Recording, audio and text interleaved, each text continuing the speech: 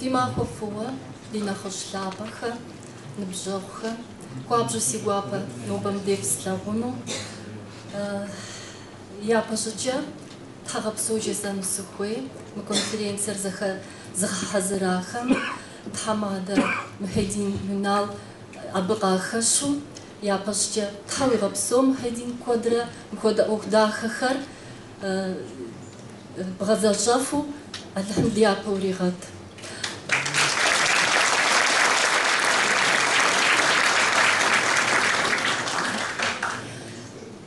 Сидакладер фи программам с зарепшим чаток тынчу заджао шутками Георгий Чучев Сидаклад в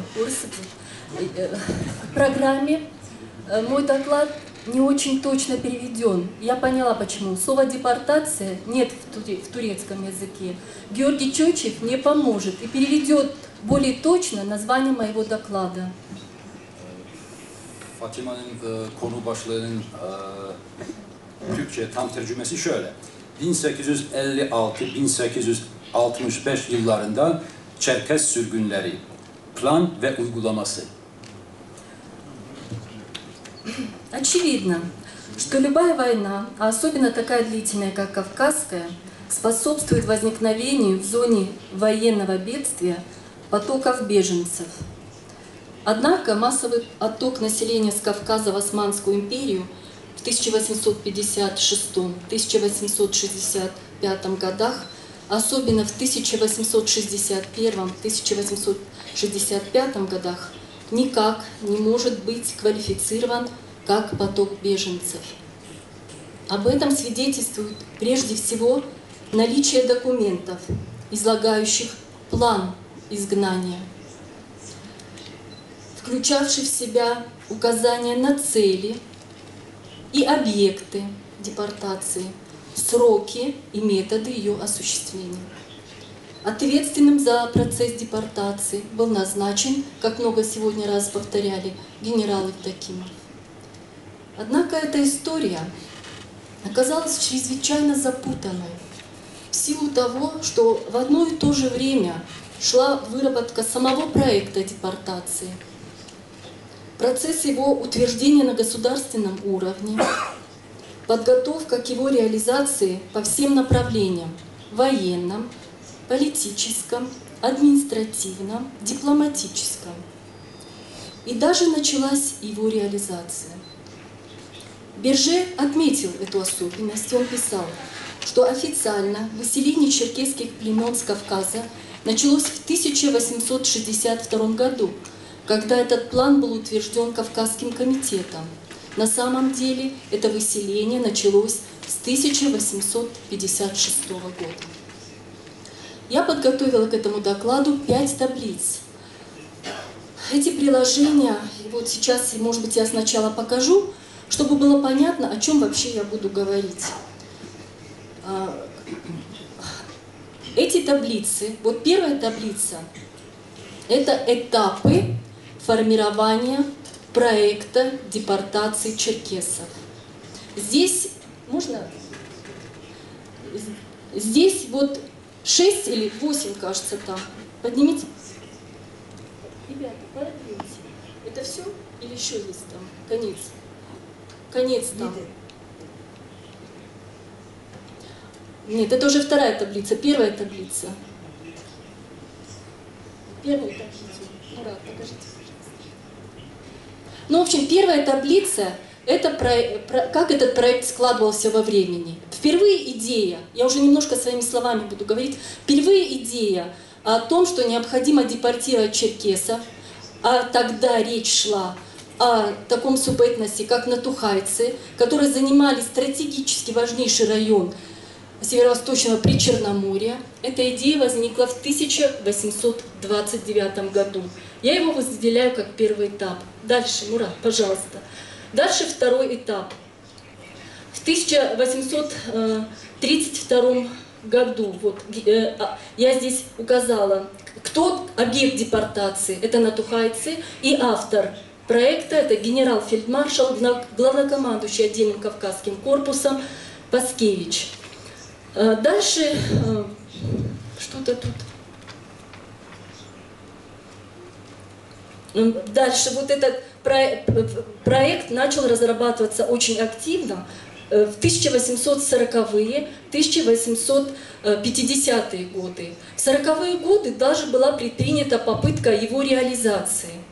Однако из-за того, что азовское казачество отказалось от переселения, не нашлось столько казаков, которые хотели колонизировать земли Натухая, этот проект провалился.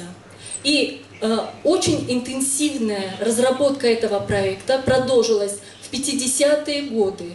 И в конечном итоге, вот уже к окончанию Крымской войны, к 1856 году, определенный сегмент российского военного истеблишмента уже предполагал, что войну на Западном Кавказе можно закончить методом депортации его автохтонного населения.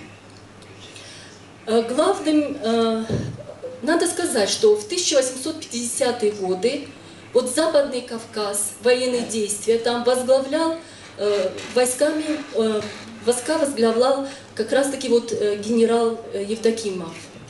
И вот тогда вот он и разработал записку вместе с начальником своего штаба во время депортации, в последующем, а тогда штабс-капитан Забудский. Вот они и тогда очень тщательно разработали уже план депортации. В 50-е годы план депортации, который был разработан Евдокимовым и Забудским, помимо натухайцев, уже включала в себя как объект депортации другие субэтносы.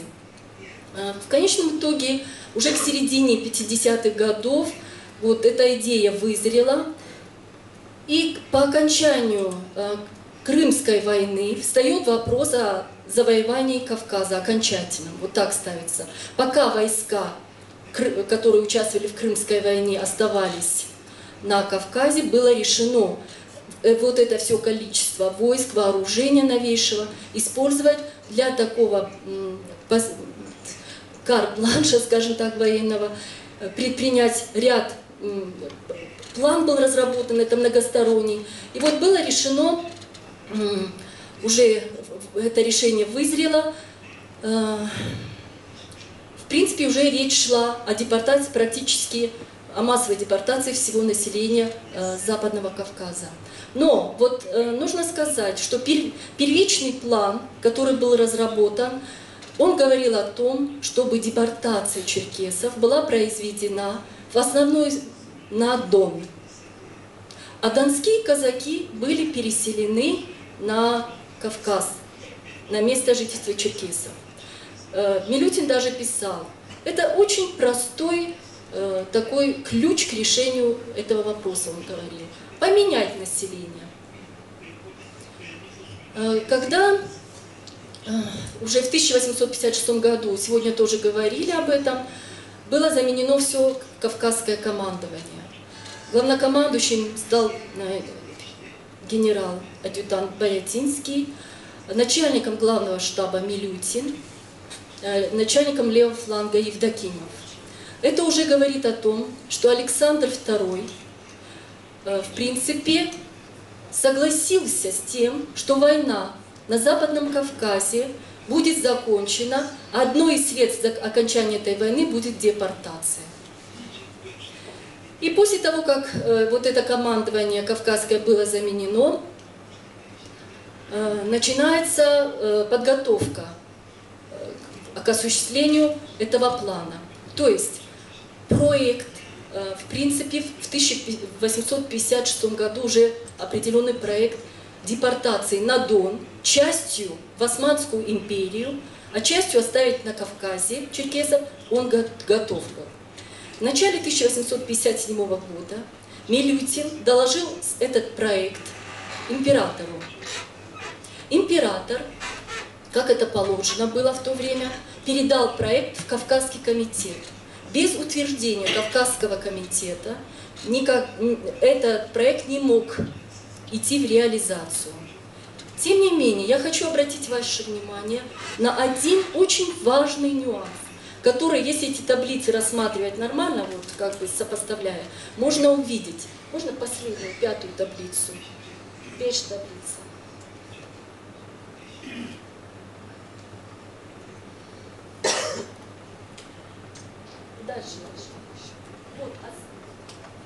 соотношении этапов.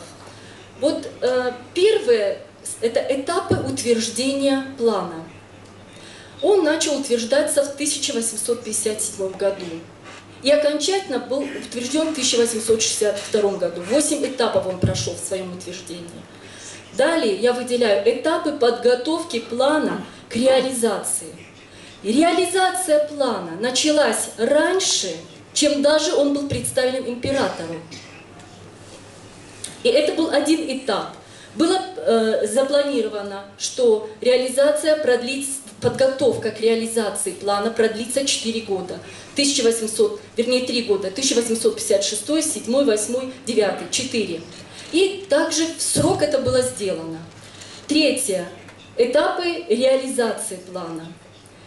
Реализация плана началась раньше, чем он даже был представлен императору официально. Неофициальное добро было дано. И то есть, почему нам очень сложно понять вот эту всю историю? Потому что, как это обычно должно быть, сначала появляется проект, потом его утверждают, потом его подготавливают, а потом его начинают реализовывать. Ведь правда так должно быть? А мы здесь видим какую историю. Этот проект и утверждался, и готовился к реализации, и реализовывался в одно и то же время. Поэтому все это очень сложно понять. Тем не менее, все это можно понять. Сейчас я посмотрю, что я тут вам... Просто чтобы попросил коллега быстрее. Сейчас уже я... Основная вот идея моего доклада, я показываю как раз-таки вот эти этапы утверждения, этапы подготовки к реализации, и вот как это шло параллельно, и какие нюансы при всем этом возникали. Таким образом, я остановилась на том, что этот план был представлен в Кавказский комитет. В 1858 году Кавказский комитет единогласно, можно сказать, весь русский генералитет категорически выступил против этого проекта. Все эти документы, на основе которых подготовлен этот доклад, они опубликованы. Есть такие акты Кавказской археографической комиссии, 12-й том. Все эти документы там опубликованы, и там прослеживается борьба, которая началась в высших эшелонах власти России вокруг этого плана. Кавказский комитет категорически выступил против. Император создал своим решением особый комитет, на рассмотрение которого был представлен этот план. 2 мая 1858 года особый комитет, который также состоял из генералов, в основном служивших ранее на Кавказе, категорически, единогласно выступил против депортации черкесов с Кавказа. Они писали о том, что нельзя производить такое действие по плану, тем более правительства. Они писали о том, что депортация в наших условиях приведет к тотальному уничтожению населения. То есть на тот момент, в ту историческую эпоху было понятно, что этот план является планом истребления. Борятинский был очень оскорблен. И он писал управляющим военным министерством Васильчикову, что мне приписывают планы истребления автохтонного аборигенного населения Кавказа. Я никогда не планировал такого. Я просто хочу побыстрее закончить войну. Васильчиков ему ответил, что император одобряет в основном ваш проект, но вы должны над ним подумать и поработать, и учесть замечания. То есть, оставьте, пожалуйста, третий этап в первой графе 1858-1859. План завис в воздухе. Здесь, вот в 1858 году, можно говорить о том, что более или менее такое гласное обсуждение, гласное в кавычках, конечно, потому что это все было секретно, на высшем уровне власти. На этом и закончился, можно сказать. Он завис в воздухе. В это время шла война на Восточном Кавказе. Но что в это время происходит? Так как у нас одновременно все процессы текут, идет реализация этого плана уже. А в чем заключалась реализация? В массированных военных действиях, в тотальных, можно сказать, беспрерывных, на 3 фронтах. Готовилось 3 плацдарма для того, чтобы дальше осуществить это изгнание. То есть, ну это понятно, не буду. И колонизация. Колонизация в основном шла в верховьях Кубани и в низовьях Кубани. И поэтому в это же время дипломатические маневры какие. В 1856 году уже была договоренность с османским правительством о депортации в Османскую империю, о переселении в Османскую империю нескольких субэтносов черкесских. Вообще в этих планах точных указаний нет. Вот когда вот это обсуждение, документов много, просто сейчас времени мало, когда смотришь, вот особый Кавказский комитет говорили, о каком количестве черкесов вы ведете речь. Вы говорите о выселении целых племен.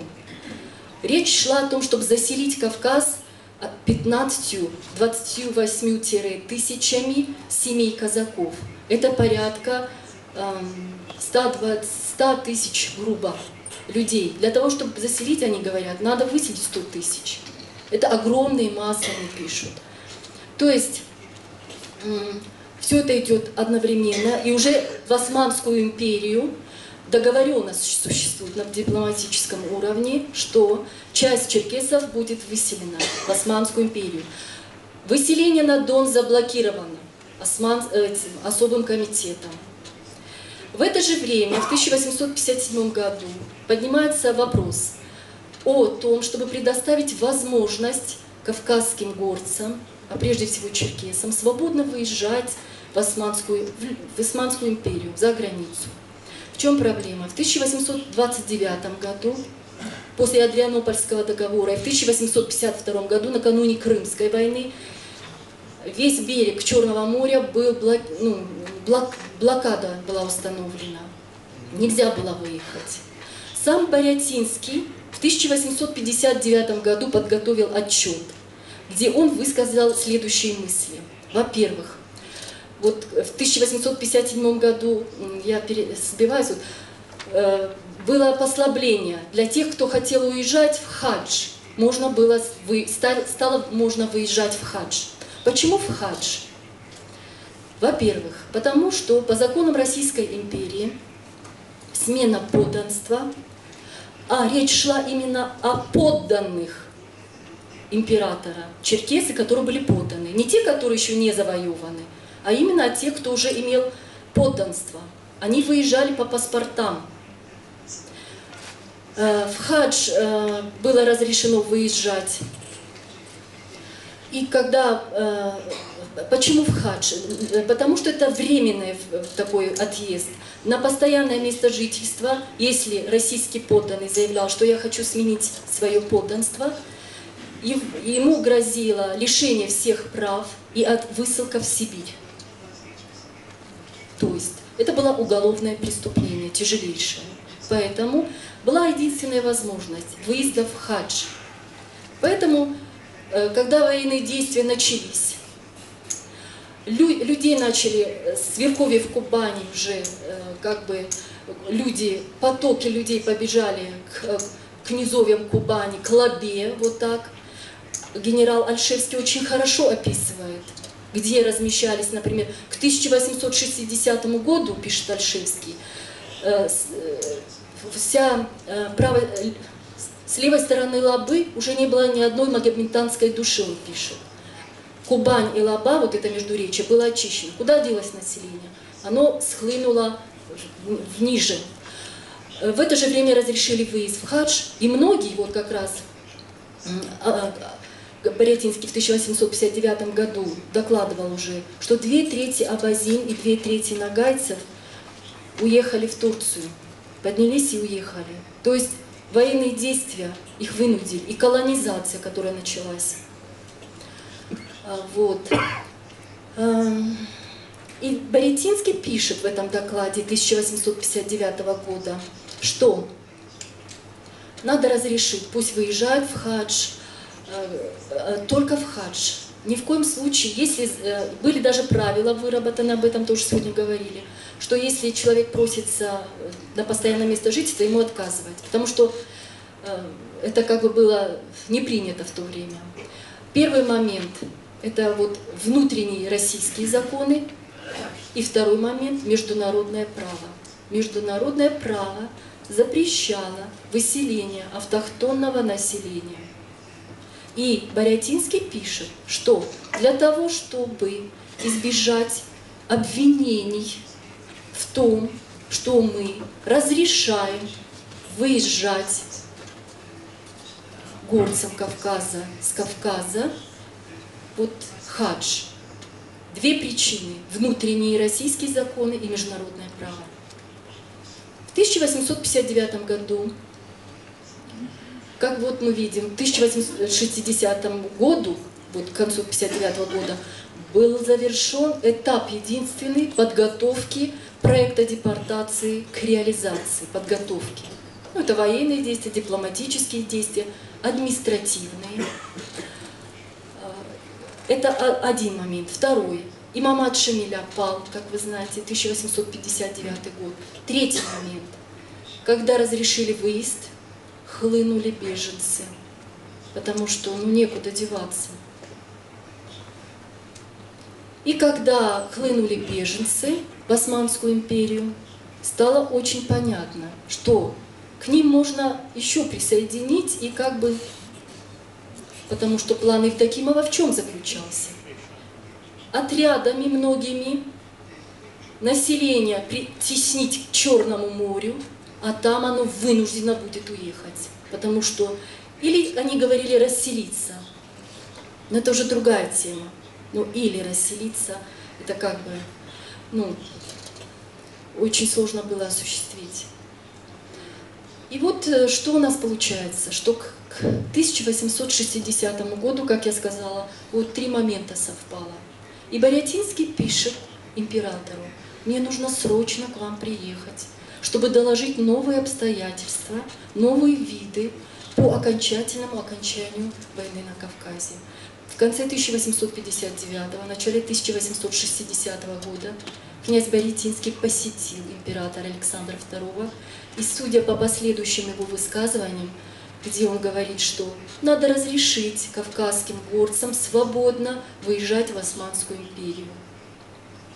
Это свидетельствует, на мой взгляд, о том, что Александр II негласно одобрил вот этот проект, который не утвержден еще на государственном уровне. Все это идет как бы такое кулуарное вот такое движение. Он одобрил выселение, депортацию черкесов в Османскую империю. В 1860 году, в общем, все военные действия продолжаются, колонизация продолжается. В начале 1860 года Борятинский Лорис Миликова направляет в Стамбул снова для того, чтобы добиться разрешения османских властей на прием кавказских переселенцев. Ему удается договориться о том, чтобы первая партия составила 3000 семей. И хочу вот, чтобы вы обратили внимание, речь шла не о горцах Западного Кавказа на тот момент, а о населении Дагестана и Кабарды. С Дагестаном, Чечней не получилось тогда выселить, но в Кабарде выселение началось. И продолжалось с 1859 по 1861 год. Кабардинские князья за 1859 год трижды писали императору с просьбой остановить переселение. Они писали: выселение из Кабарды в Османскую империю – огромное бедствие для Кабарды. Мы просим вас, приостановите выселение. Однако это выселение продолжалось еще 2 года.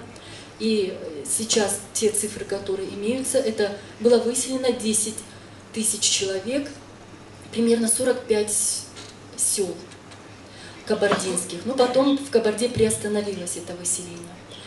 И вот, то есть одновременно, и 350 семей из Осетии вместе с кабардинцами тогда выселилось. В принципе, все на Восточном Кавказе. На Западном Кавказе тоже идет выселение. Из Верховьев Кубани и из Низовьев. Есть даже списки там, откуда, из каких. Просто это детали, очень сложно сейчас об этом говорить. Вот этот момент, на который я хотела обратить внимание. Дальше этот проект многострадальный, который пытаются все-таки дальше продвигать. Борятинский, Милютин и Евдокимов.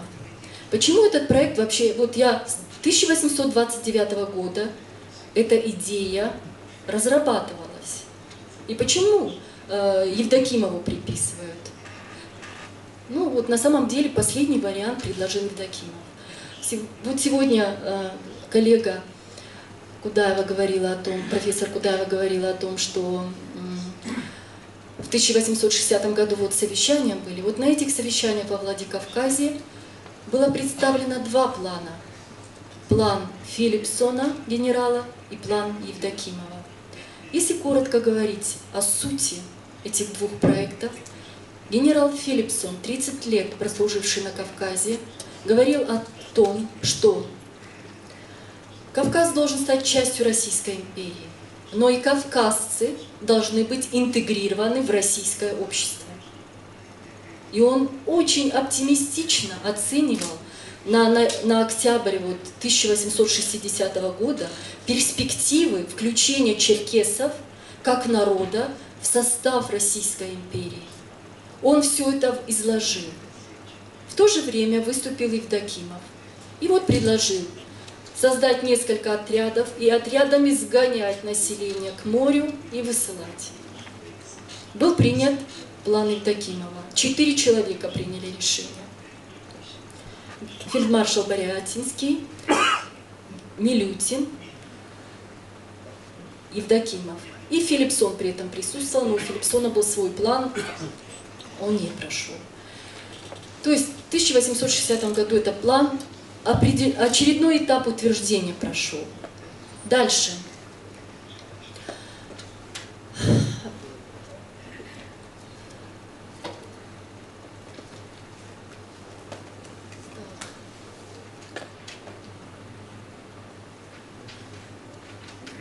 Дальше. План депортации черкесов. Вот это одна сторона медали. Вторая сторона медали – колонизация их земель казаками.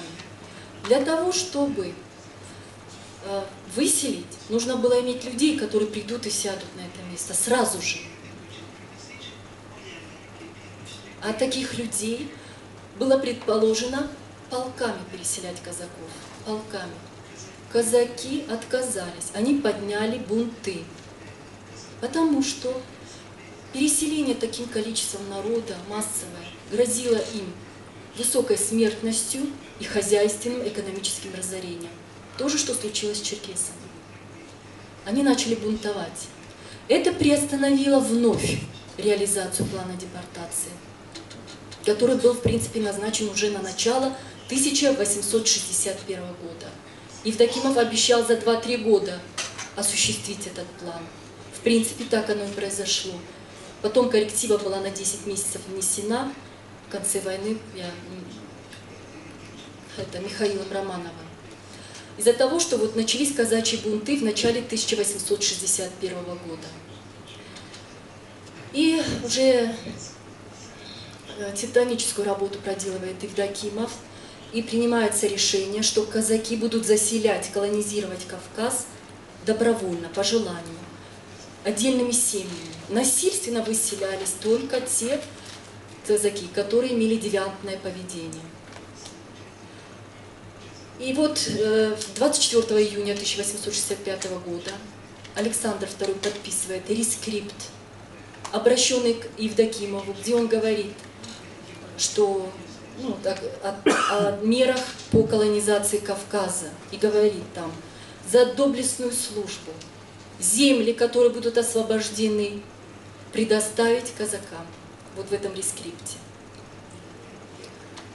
Уже это 24 июня 1861 года. 20 июня 1861 года началось массовое насильственное выселение, были выселены беслинеи.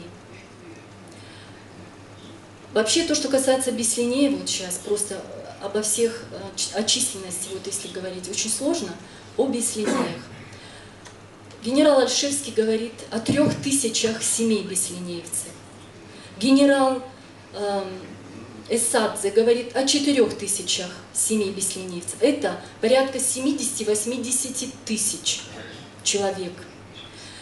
Берже говорит о 600 семьях. То есть это образец, это иллюстрация того, как эта бухгалтерия велась. В конечном итоге беслинеевцы, которые в 1859 году были поселены на реке Ходзь, приняли подданство императора, с ними был заключен договор, они уже как бы нормально там решили жить, разместиться. И в этот момент им говорят: давайте выселяться. Они проигнорировали этот ультиматум, подошли войска, и вот осталось на Кавказе 110 семей, остальные были депортированы к Черному морю. Это вот один из методов. Именно по отношению к беслинеевцам, абазинам, махошам, тимиргоевцам, более малочисленным таким субэтносам, в основном вот практиковался такой метод. Второй метод – это агентурный, он практиковался к более многочисленным этносам. Это вот тот метод, который сегодня тоже упоминался. Генерал Кундухов очень хорошо описал в своих воспоминаниях этот метод. Когда агент внедряется в сообщество и начинает убеждать, что здесь невозможно жить, надо уезжать. Так было с шапсугами, так было с натухайцами. Эфенди Исхак получил 10 000 рублей серебром за это. Каштанок, который выселил натухайцев, получил 2000 рублей серебром за это. Вот два метода основных. Так. Что бы еще хотелось мне сказать, вот, как мне кажется. Да, утверждение плана все-таки. План, да? Утвердили его осенью во Владикавказе, но его надо было еще утвердить в Кавказском комитете, а потом император должен был утвердить. Для того, чтобы его утвердить в Кавказском комитете, Кавказский комитет был обезглавлен. Военным министром, благодаря таким манипуляциям, в 1861 году стал Милютин военным министром. Кавказский комитет оставался без главы. Пока шло выселение черкесов, у Кавказского комитета не было главы. И вот в 1861 году план очередной, вот уже Евдокимовский план, проект, снова был представлен на рассмотрение Кавказского комитета. Кавказский комитет был реформирован, был, вот как я сказала, обезглавлен, и этот Кавказский комитет утвердил этот план. Этот план был тогда передан императору Александру II. Александр II после утверждения Кавказского комитета, депортация уже идет, как бы. Александр II как бы с самого же начала его поддерживал, этот проект. Тем не менее, его раздирали противоречия. И в сентябре 1861 года он приезжает на Кавказ.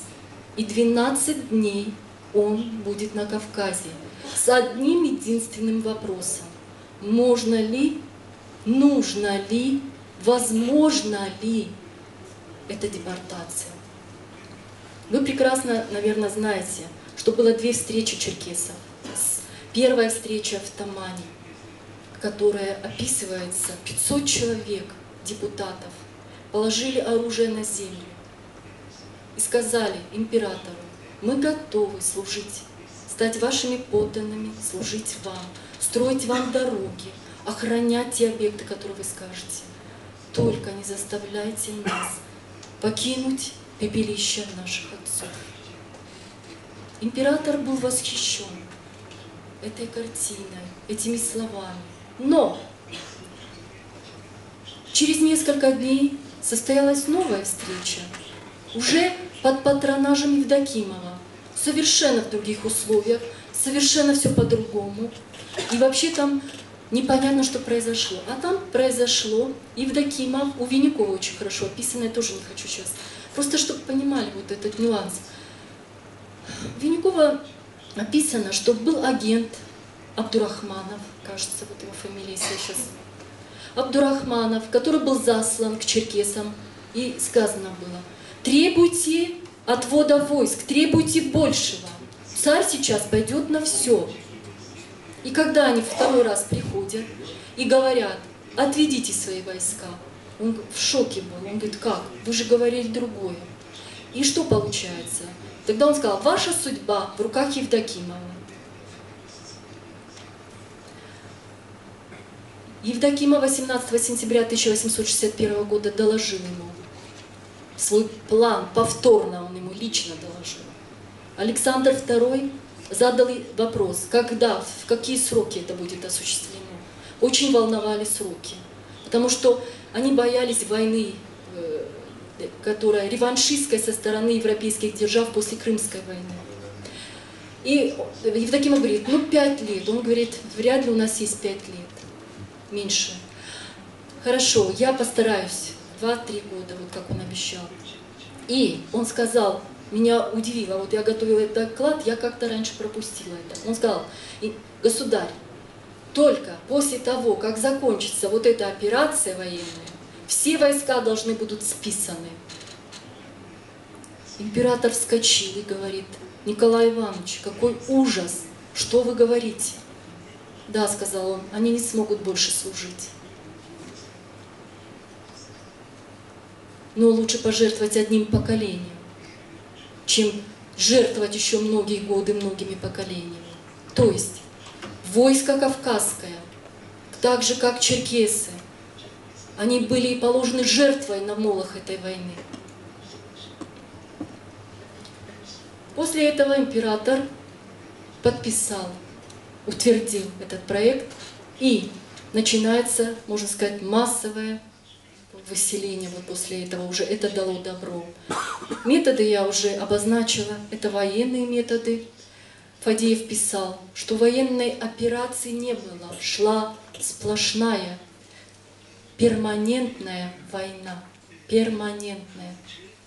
То есть, и второй метод агентурный, абадзехи, которые вообще непонятно, что там вообще произошло, нам до сих пор мы не можем, не знаем. Я, например, там очень много нюансов, это не исследовано. Абадзехи,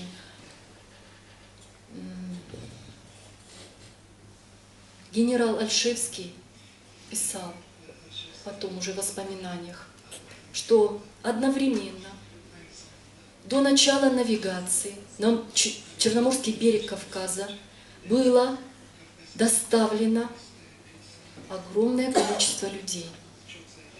Одновременно, к Туапсе. Он говорил, если бы это было сделано хотя бы на 2-3 недели позже, не было бы столько жертв. Но дело-то в том, что когда военными способами наступали, хлеб весь скот забирался. Людям нечего было есть, они остались без еды.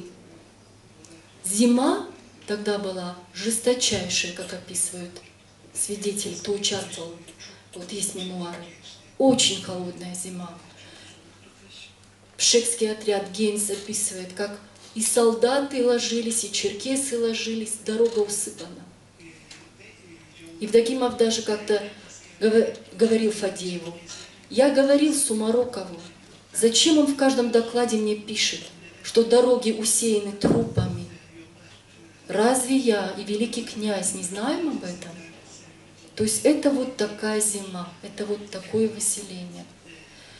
И абадзехи, которые были изгнаны в зиму, огромное количество жертв.